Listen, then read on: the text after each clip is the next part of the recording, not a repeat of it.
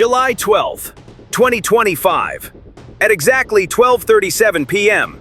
This is a Leopard 1A5. Almost 45 years old, this main battle tank was about to enter a very challenging 1.5-hour operation. Targets had been set for these predators. However, the Leopards faced a very difficult task. After all, no Leopard had ever fired directly at Russian headquarters from a distance of 70 meters. After a 20-kilometer drive, they had to penetrate the heart of enemy lines, with enemy artillery fire making the mission nearly impossible during the retreat. The Ukrainian armored unit equipped with Leopard 1A5 tanks had completed preparations for an impossible mission that would last approximately 1.5 hours. The Leopards had to infiltrate 3 Russian infantry headquarters and fortified complexes located in a mixed forest line east of Piddubne in the Donetsk region. These were also used as depots.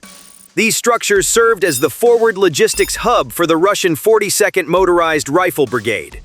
Additionally, according to intelligence reports from that day, Strela 10 air defense platforms and EW and radar systems had been temporarily deployed in the area. Therefore, the Ukrainian forces were tasked with carrying out not just a show of force, but a deliberate covert elimination mission. 2 Ukrainian Leopard 1A5 tanks would play a role in this mission. This was because other options had a high probability of success for the Russian defense. The tanks would advance to a certain point and destroy the Russian headquarters. But for the operation and retreat to be successful, every shot had to hit its target, and every enemy shot had to be dodged. Before we start, to support us and help block Russian bots' attack, please subscribe to our channel, like our videos, and turn on notifications. As of 11:30 a.m., the systems inside the Leopards had passed all sensor control sequences. The 830 horsepower MTU MB 833 diesel engine had not yet been started, but the electronic warfare module inside the Leopard 1A5 tanks had already begun emitting a static electromagnetic curtain to prevent enemy eavesdropping. The operation began at noon.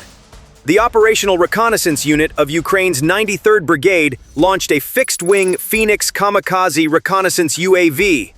The aim was to locate Russian headquarters in Piddubne and facilitate the work of the Leopard tanks. With a flight range of 4.5 hours, this system was capable of target recognition based on heat contrast at night.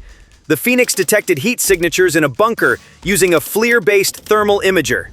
A total of 16 thermal signatures were detected across 3 compartments.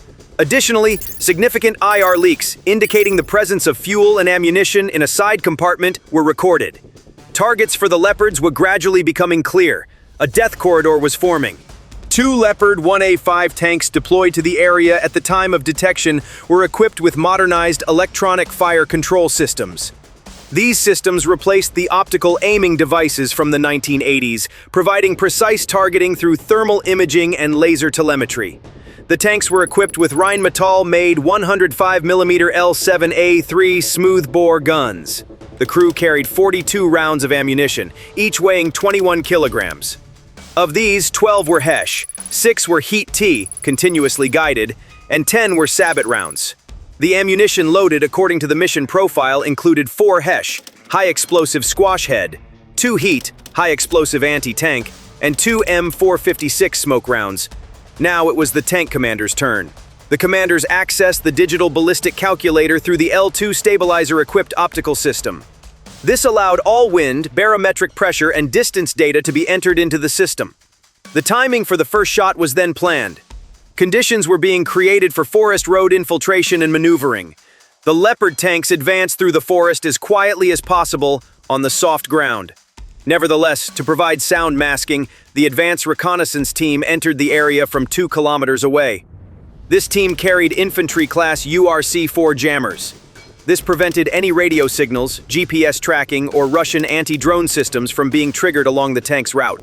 The route used for the tank's advance was old Soviet tractor roads, but Russian troops had laid PMN-2 and TM-62 anti-personnel and anti-tank mines on some of these roads. To prevent this, each Leopard was preceded by an MRAP, mine-resistant, ambush-protected, armored vehicle equipped with telescopic IR scanners. The vehicle analyzed temperature anomalies at a depth of 30 centimeters to manage temporary stops. At around 12:30 p.m., the Leopard tanks were positioned 300 meters from the Piddubne line. Finally, even the target compass pointed to 3 concrete buildings side by side. and mention Kovakta pockets. On the west wing, there were two buildings side by side. On the east wing, there was an ammunition depot. At this time, information from the command center indicated that a Strela 10 short-range air defense system was located approximately 80 meters to the left of the target trench. This system had a range of 4 kilometers and was capable of targeting both drones and low-flying helicopters. Therefore, air support or rotation drones would not be used during the attack. The priority was to detect the thermal signature without approaching the target at a right angle, but the reconnaissance drones had not detected any enemy equipment that could damage the Leopards. At that moment, the commander of the advanced Leopard took the initiative. The enemy had no ground defenses. Radar signals and radios were being jammed. This was a great opportunity for the tanks. The commander of the lead Leopard planned a show of force. He quickly drove north toward the Russian headquarters. When he reached the center between two buildings on the western flank, he stopped. The first shot was crucial. Our Alpha Granite gave the code, "Line Bravo 0 ready." This was the confirmation command triggering the loading of the first ammunition. The first shot was crucial. At 12:37, the lead Leopard targeted the central section of the bunker, where the infantry were located, 70 meters away. The ammunition was HESH, delayed fuse. This ammunition adhered to the target's outer surface upon impact, then detonated inward, increasing internal pressure and causing structural collapse. This effect was highly effective against reinforced concrete shelters. The 105mm HESH round reached the target in 1.5 seconds. A localized collapse occurred on the shelter roof. Immediately afterward, the second shot was fired at the central building to the west. A large explosion occurred. The Leopard moved quickly down the road and targeted another shelter 100 meters away while it was still moving, and one shot hit it. Then the second Leopard immediately joined the operation. It fired a sudden shot at the ammunition depot on the other side of the road. The first shot was fired at the front. The roof of the building and the control room collapsed. The tank retreated slightly and aimed its barrel at the rear of the building. It fired a Brimstone 2 heat round. The target was the fuel tank compartment of the shelter. Within seconds, a chain of explosions began. The initial flames reached 4 meters. Then the ammunition depot on the northwest side reacted and exploded. According to thermal camera images from the tanks, temperatures of approximately 1200 degrees were recorded. The second tank then fired another control shot at the center of the first building. The headquarters had been completely destroyed, but Russian troops managed to inform the central command of the raid using encrypted channels. Russian forward reconnaissance had detected the Leopard tanks and had already sent surveillance drones for target verification. The Leopards quickly began to retreat to a safe area, but 2 minutes after the explosion, PKM fire came from the Russian forward observation post in the north. The effective range of the PKM is 800 meters, but the front armor of the tanks had 70 millimeters of steel composite coating. In addition, the tanks dynamically changed their positions. In order to disrupt target selection, Brimstone 2 moved 25 meters to the west. Then, Russian forces launched a coordinated attack with 152mm artillery. The first attack was recorded as falling about 2 kilometers away. Immediately afterwards, the second artillery shot came. The shell fell in the middle of the two tanks. The third shot fell 10 meters to the right of the Leopard behind. The enemy's artillery accuracy was increasing. The two Leopards had to separate. However, they did not open up too much of a gap. Meanwhile, the Leopards had begun moving to escape the enemy artillery fire. Their first priority was to disrupt the targeting. They realized this during the second artillery shell. The third shell was about to hit the rear Leopard, prompting the tanks to activate their active laser countermeasure system. The Leopard tanks detected the signal transmitted via the LWS, laser warning system. Additionally, the Leopard 1A5s deployed Wegman's smoke grenade launchers, consisting of 6 launchers, to create a dense smoke screen that blocked infrared vision. With this measure in place, the tanks began to withdraw. The safe zone, designated as the withdrawal point, was reached. The time was nearly 12:45 p.m. The tanks maintained their passive signal jamming systems, which emit a steady infrared beam.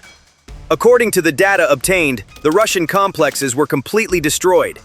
It is estimated that over 10 Russian units were eliminated.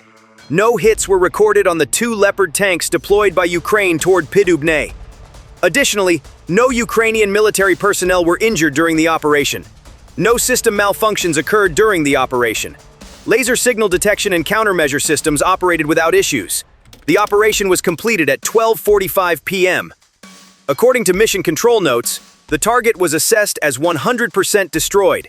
This operation demonstrated that German-made Leopard 1A5 tanks still have strategic value in low-risk, high-impact missions when used with the right tactics.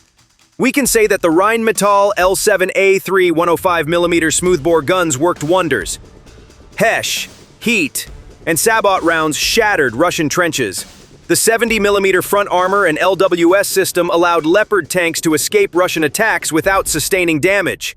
Wegmann smoke systems and active laser jammers were among the elements that prevented Leopard tanks from sustaining damage and kept them hidden. The 830 horsepower diesel engine and a maximum speed of 65 kilometers per hour left Russian forces no opportunity to initiate counterfire.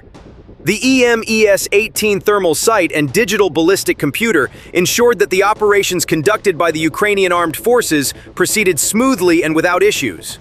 Now the Russians are concerned that the Ukrainian army will use other Western main battle tanks, especially Leopard tanks, to carry out incredible offensive operations in different parts of the front lines, for example in other settlements in Donetsk, in Luhansk, or on the Sumy-Kursk line. As we have seen, these tanks give Russian troops no chance. The Ukrainians have Western main battle tanks, such as the Challenger and M1 Abrams, that can have the same effect as the Leopard tanks. During the summer offensive, we will probably see these tanks in excessive numbers on the front lines. If 2 Leopard 1 tanks did this to Russian trenches in Donetsk, what do you think the deadly combination of Western main battle tanks in the Ukrainian army could do? Of course, the defensive measures taken by Russia in this regard are also critical.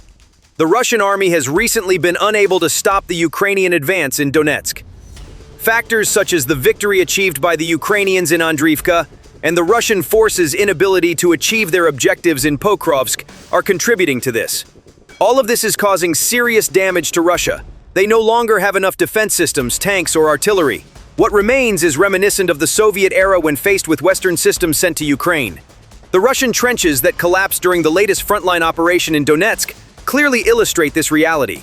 If the Ukrainian side succeeds in exhausting and pressuring Russian forces in Donetsk and across the Donbass region through such operations, the overall course of the war will change significantly.